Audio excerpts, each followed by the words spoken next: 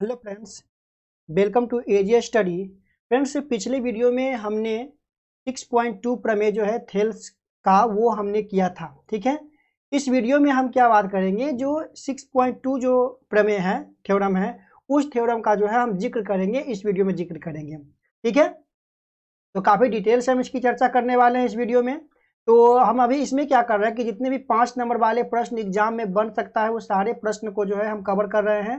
ये 2 पार्ट और 3 पार्ट वाले प्रश्न को हम कवर कर चुके हैं। नहीं देखें तो डिस्क्रिप्शन में उसका लिंक डाल देंगे या आई बटन पर आप उसे देख सकते हैं। 5 नंबर वाला एक हम क्या कर रहे हैं, प्लेलिस्ट तैयार कर देंगे। ठीक है ना, जब भी आप चाहें उसको रिवीजन जो है एक बार में आसानी से कर सकते हैं। ठीक है, हमने क्या कहा था कि पिछले वीडियो में हमने ये बता दिया था आपको, इसका पीडीएफ भी हम टेलीग्राम पर डलवा दिए हैं। अब इस वीडियो में हम लेकर चलेंगे क्या चीज, 6.2 प्रमेय को। ठीक है ना, तो यहाँ पर क्या करा है कि यहाँ से आपको 1 नंबर ऑब्जेक्टिव विजुअल हो सकता है, और अगर पूछ दे 5 नंबर में थेल्स का विलोम लिखें और इसको सत्यापित करें, तो आपको याद रखना होगा कि इसमें क्या दिया है कि यदि एक रेखा किसी त्रिभुज की 2 भुजाओं को एक ही अनुपात में विभाजित करता है तो ये तीसरी भुजा का क्या होता है, समानांतर होता है। मतलब जो पहले वाला हम आपको प्रूव किए थे, ठीक है, वो वाला जस्ट इसके अपोजिट है। उसमें पैरेलल दे दिया था और एक ही अनुपात में जो लाना था वो सिद्ध करना था। ठीक है, और इसमें क्या कहा है कि आपको एक ही अनुपात में विभाजित करता ये दे दिया है, तो तीसरी भुजा के समांतर है, ये आपको लाना है ना। ये देख सकते हैं यहाँ पर आपका ये हो गया, ट्रायंगल हो गया, कि जैसा कहा कि यदि एक रेखा, ठीक है, एक रेखा है किसी त्रिभुज की 2 भुजाओं को एक ही अनुपात में विभाजित कर रहा है, तो मान लेते हैं कि एक रेखा आपका डीई है, वो त्रिभुज के जो है 2 भुजा मतलब ए बी और ए सी को एक ही अनुपात में बांट रहा है। तो प्रूव करना है कि डी जो है बीसी का पैरेलल है। ठीक है, चलिए इसको देखिए सोल्व करते हैं। सबसे पहले क्या करना है कि जो यहाँ पर जो दिया है, अगर मान लेते हैं, माना कि ए बी सी एक त्रिभुज है। ठीक है, एक त्रिभुज है जिसमें क्या दिया है, जिसमें दिया है क्या चीज, मैंने एक ही अनुपात में विभाजित करता है, क्या चीज, डीई कर रहा है किसको, तो ए बी ए डी ये आपका एक ही अनुपात में कर रहा है, तो क्या हो जाएगा, ए डी बटा डी बी बराबर ए ई बटा हो जाएगा आपका यहाँ से ई सी हो जाएगा। ठीक है ना, ये आपको दिया हुआ है। तो हमें साबित क्या करना है, तो साबित करे कि, या सिद्ध करे कि ये जो आपका डीई है वो पैरेलल है किसका, बीसी का पैरेलल है। ठीक है, ये हमें साबित करना है। चलिए अब थोड़ा सा इसमें क्या करेंगे, हम रचना करेंगे। रचना में क्या करेंगे, ये जो आपका दिया हुआ है ना डॉट डॉट लाइन में, कि डीई एक रेखा खींचते हैं जो कि बीसी का समांतर है। ठीक है, यहाँ पर देखिए एक रचना कर देते हैं। रचना में क्या कर रहे हैं कि डी ई डैश एक रेखा खींचा जो क्या है, बीसी के समांतर है। ठीक है ना, समांतर है। ठीक है, अब आइए, अब यहां पर हम क्या चलते हैं, प्रमाण में।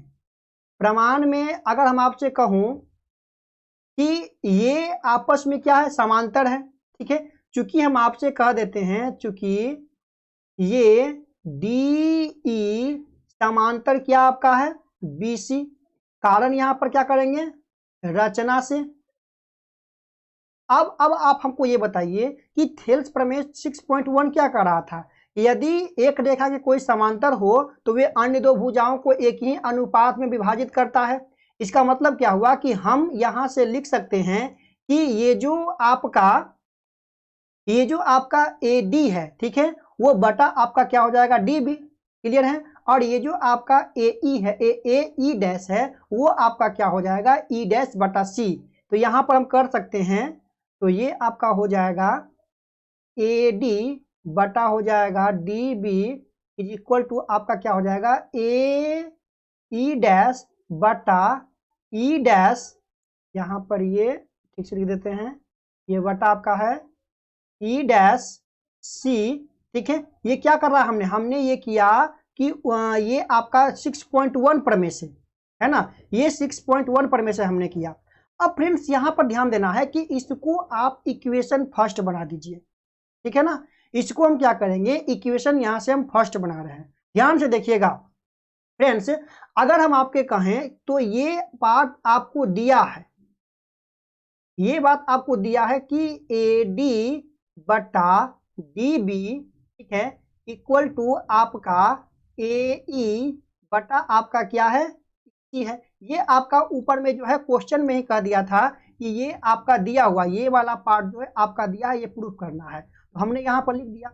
अगर हम इसे सेकेंड मान लेते हैं तो फ्रेंड्स आप गौर कीजिए इक्वेशन फर्स्ट एंड सेकेंड को, ये वाला AD बटा DB, ठीक है, यहाँ भी देखिए AD बटा DB एक साइड इक्वल है, तो ये वाला पार्ट भी इक्वल होना चाहिए, है ना, क्योंकि इक्वेशन में जब एक साइड इक्वल होता है तो वो साइड भी आपका इक्वल होता है, ठीक है। तो यहां से हम कर सकते हैं, देखिए तो समीकरण 1 और क्या करेंगे 2 से, तो समीकरण 1 और 2 से क्या हो जाएगा, समीकरण 1 और 2 से होगा क्योंकि ये वाला पार्ट जो है ये इक्वल हो जाएगा किससे, इससे आपस में इक्वल हो जाएगा।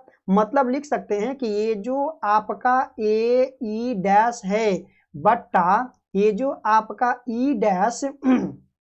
डैश ये C जो है वो इक्वल होगा AE बटा EC, है ना, ये आपस में इक्वल होगा।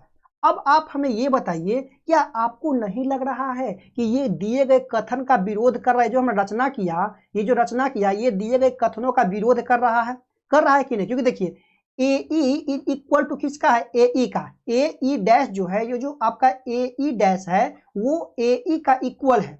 ये संभव कैसे हो सकता है कि ये जब दोनों आपस में, मतलब चूंकि हम यहाँ से अगर कर दे कि जो ये आपका AE डैश है वह AE का इक्वल है, तो ये संभव नहीं है ना कि दोनों इक्वल हो और दोनों का बिंदु अलग अलग हो, ये संभव नहीं है, ठीक है।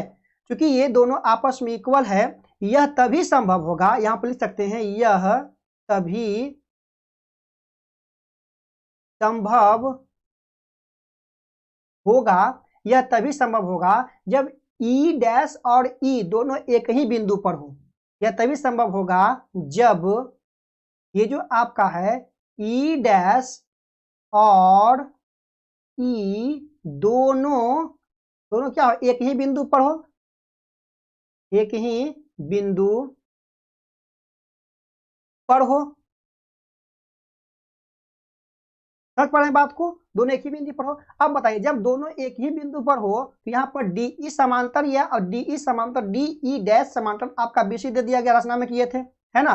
तो यहाँ पर हम कह सकते हैं, इसीलिए कह सकते हैं कि ये जो आपका DE जो है ये आपका जो DE डैश है, ठीक है, इसीलिए ये आपका पैरेलल हो जाएगा किसका, DE का, ठीक है, DE का आपका क्या हो जाएगा, पैरेलल हो जाएगा। अब यहाँ पर ध्यान दीजिएगा, DE हमने ला दिया पैरेलल, दोनों एक ही बिंदु पर है ना, तो ये जो आपका D दोनों इक्वल हो जाएगा, सॉरी यहाँ पैरेलल नहीं कीजिए, इक्वल कर दीजिए, ठीक है, ये दोनों आपस में क्या हो जाएगा, इक्वल होना चाहिए, ये दोनों, मिनट क्या हो गया, हाँ ठीक है, ये दोनों आपस में इक्वल है ना, ये दोनों इक्वल है। जब ये दोनों इक्वल है तो जो DE है, DE डैश है वो पैरेलल किसका है, BC का है, तो DE भी क्या होगा, आपका BC का पैरेलल होगा। अतः कह सकते हैं, अतः ये जो आपका DE है वो पैरेलल आपका क्या हो जाएगा, BC का। तो ये था क्या चीज, इसका विलोम था, थेल्स प्रमेय का ये विलोम था, ये बात आपको याद रखना है। मतलब अगर रेशियो में हम ला देते हैं तो वो आपका पैरेलल होगा, अगर पैरेलल है तो वो आपका रेशियो में होगा, ऑब्जेक्टिव यहां से बन जाता है। क्लियर है, तो ये था आपका 6.2 प्रमेय, ठीक है ना। नेक्स्ट वीडियो में हम क्या करेंगे, 6.3 प्रमेय को लेकर के आएंगे। तब तक आप रिवीजन कीजिए दोनों प्रमेय का। मिलते हैं अगली वीडियो में, तब तक के लिए बाय बाय।